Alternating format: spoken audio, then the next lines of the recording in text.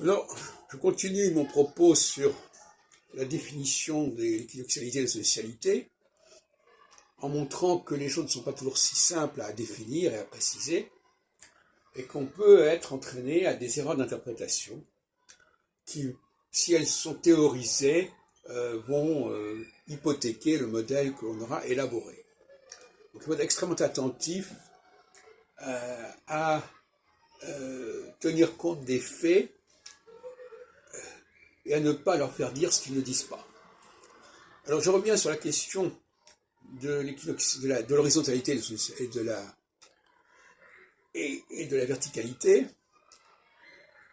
Les événements récents nous montrent que le passage actuellement que nous avons sur l'axe poisson-vierge, nous sommes à la fin du Verseau là, déclenche des phénomènes comme celui qui s'est passé à l'Assemblée nationale l'autre jour, à savoir que la question de l'horizontalité et de la verticalité se repose et que désormais nous entrons dans une phase d'équinoxialité où on va réfléchir sur la question de la verticalité.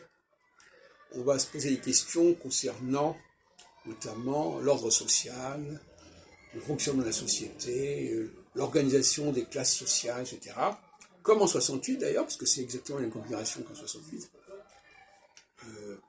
Bon, même en 60. Et alors je voudrais revenir sur la question de 67. Vous savez, la guerre des 6 jours. Ce qui est important pour la guerre des 6 jours, c'est pas tellement la guerre elle-même, c'est ce que ça a provoqué.